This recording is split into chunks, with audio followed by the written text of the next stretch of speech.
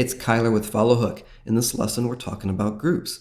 And groups are just what they sound like. It's groups of people. It's a way to organize people within FollowHook. Look at groups as more of a macro view. In fact, let me say this. You can use groups however you want. You can have as many groups as you want. People can be member of as many groups as you need them to be. But we've designed groups at a macro level, so just think of it as more generalized groupings of people. Very soon we'll be adding a feature to FollowHook called tagging, which will allow you to do more micro identifications. So for example, as you know, I keep using theater11.com.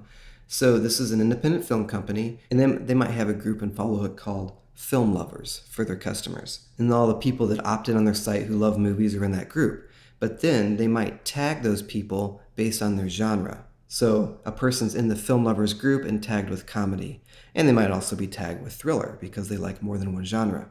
So you get it. That's just a very rough example. You don't have to do it that way, but that's sort of the thought process that we've put into groups and then the upcoming tags that you'll see in FollowHook Free and Pro very soon. So I'm going to go ahead and sign into the admin, hover over FollowHook and go to groups. So you see any groups you have over here on the right along with their member count. If you want to add a group, it's very straightforward. Just give it a name, you can put in a description, and then below that there's some more advanced features if you have Pro enabled.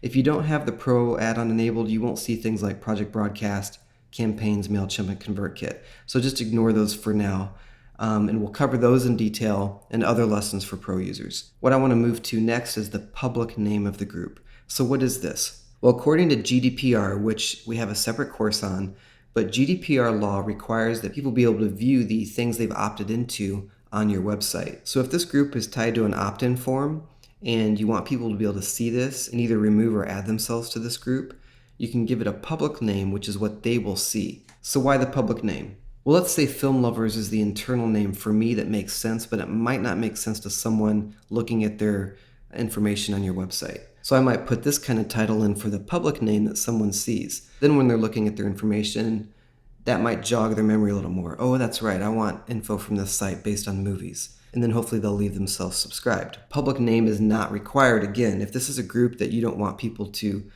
unsubscribe themselves from, it's just an internal method of organizing people, you don't have to have a public name. And then adding new group would add it over here to the list. So it's very straightforward. Now, in the Optin Form course, we talk about tying groups to Optin Forms. But a really cool thing is you can go to Forms and associate an opt-in form with FollowHook and then tell that form to add someone to a group when they opt in.